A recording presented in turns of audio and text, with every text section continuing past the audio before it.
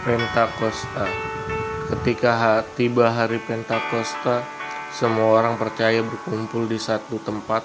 Tiba-tiba turunlah dari langit suatu bunyi seperti tiupan angin yang keras yang memenuhi seluruh rumah di mana mereka duduk. Dan tampaklah kepada mereka lidah-lidah seperti nyala api yang bertebaran dan hinggap pada mereka masing-masing. Maka penuhlah mereka dengan Roh Kudus. Lalu mereka mulai berkata-kata dalam bahasa-bahasa lain, seperti yang diberikan oleh Roh itu kepada mereka untuk mengatakannya. Waktu itu di Yerusalem diam orang-orang Yahudi yang saleh dari segala bangsa di bawah kolong langit. Ketika turun bunyi itu, berkerumunlah orang banyak. Mereka bingung karena mereka masing-masing mendengar.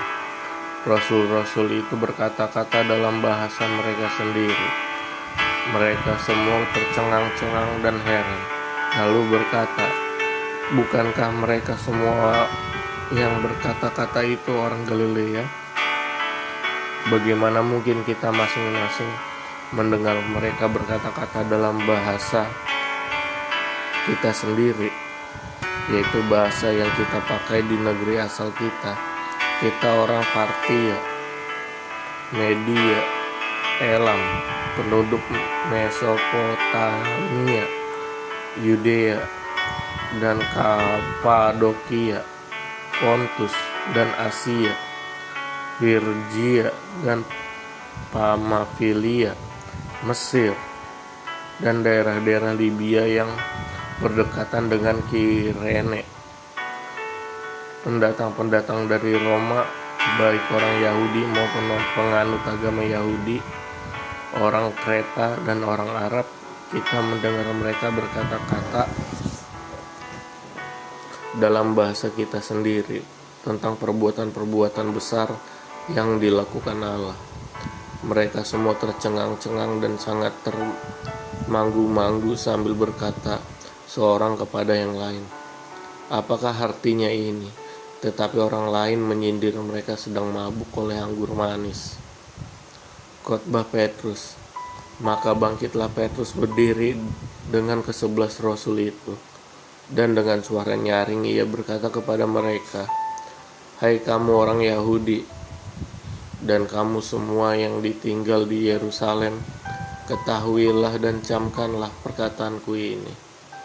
Orang-orang ini tidak mabuk seperti yang kamu sangka, karena hari baru pukul 9, tetapi itulah yang difirmankan Allah dengan perantaraan Nabi Yoel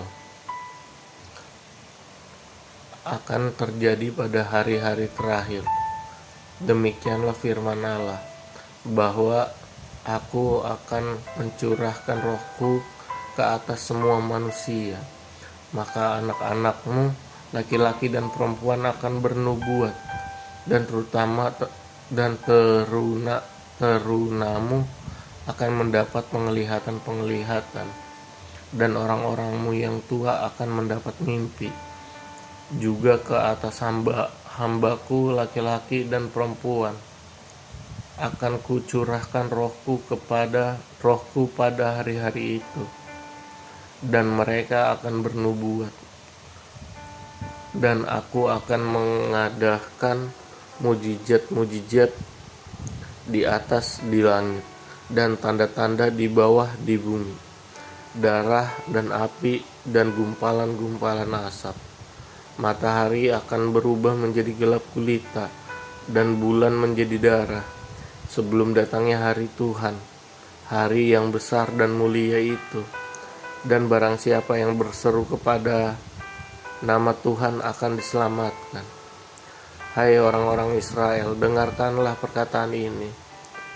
Yang aku maksud ialah Yesus dari Nazaret, seorang yang telah ditentukan Allah dan yang dinyatakan kepadamu dengan kekuatan-kekuatan dan mujizat-mujizat dan tanda-tanda yang dilakukan oleh Allah dengan perantara Dia di tengah-tengah kamu. Seperti yang kamu tahu, Dia yang diserahkan Allah menurut maksud dan rencananya telah kamu salibkan dan kamu bunuh oleh tangan bangsa-bangsa durhaka. Tetapi Allah membangkitkan dia dengan melepaskan dia dari sengsara maut, karena tidak mungkin ia tetap berada dalam kuasa maut itu. Sebab Daud berkata tentang dia, "Aku senantiasa memandang kepada Tuhan, karena ia berdiri di sebelah kananku, aku tidak goyah. Sebab itu hatiku bersuka cita dan jiwaku bersorak-sorak, bahkan tubuhku akan diam dengan tenteram. Sebab Engkau tidak menyerahkan aku kepada dunia orang mati, dan tidak membiarkan orang kudus-Mu melihat kebinasaan. Engkau memberitahukan kepadaku jalan kehidupan. Engkau akan melimpahi aku dengan sukacita di hadapan-Mu. Saudara-saudara, aku boleh berkata-kata dengan terus terang kepadamu tentang Daud, bapa bangsa kita. Ia telah mati dan dikubur, dan kuburannya masih ada pada kita sampai hari ini. Tetapi ia adalah seorang nabi, dan ia tahu bahwa Allah telah berjanji kepadanya dengan mengangkat sumpah bahwa ia akan mendudukkan seorang dari keturunan Daud sendiri di atas tahtanya.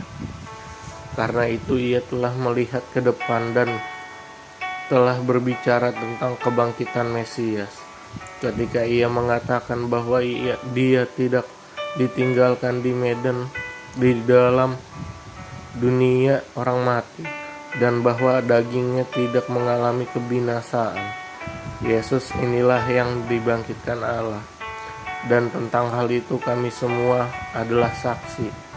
Dan sesudah ia ditinggalkan oleh tangan kanan Allah dan menerima Roh Kudus yang dijanjikan itu, maka dicurahkannya apa yang kamu lihat dan dengar di sini. Sebab bukan Daud yang naik ke sorga, malahan Daud sendiri berkata, Tuhan telah berfirman kepada Tuanku, duduklah di sebelah kananku, sampai kubuat musuh-musuhmu menjadi tumpuan kakimu. Jadi seluruh kaum Israel harus tahu dengan pasti bahwa Allah telah membuat Yesus yang kamu salibkan itu menjadi Tuhan dan Kristus. Ketika mereka mendengar hal itu, hati mereka sangat terharu. Lalu mereka bertanya kepada Petrus dan rasul-rasul yang lain, "Apakah yang harus kami perbuat, saudara-saudara?" Jawab Petrus kepada mereka, "Bertobatlah dan hendaklah kamu masing-masing memberi dirimu dibaptis dalam nama Yesus Kristus untuk pengampunan dosamu. Maka kamu akan menerima karunia Roh Kudus, sebab bagi kamulah janji itu, dan bagi anak-anakmu, dan bagi orang-orang yang masih jauh, yaitu sebanyak yang akan dipanggil oleh Tuhan Allah kita." Dan dengan banyak perkataan lain lagi, ia memberi suatu kesaksian yang sungguh-sungguh, dan ia mengecam dan menasihati mereka. Katanya, "Berilah dirimu diselamatkan dari angkatan yang jahat ini." Cara hidup jemaat yang pertama. Orang-orang yang menerima perkataannya itu memberi diri dibaptis, dan pada hari itu jumlah mereka bertambah kira-kira 3.000 jiwa. Mereka bertekun dalam pengajaran rasul-rasul dan dalam persekutuan, dan mereka selalu berkumpul untuk memecah roti dan berdoa.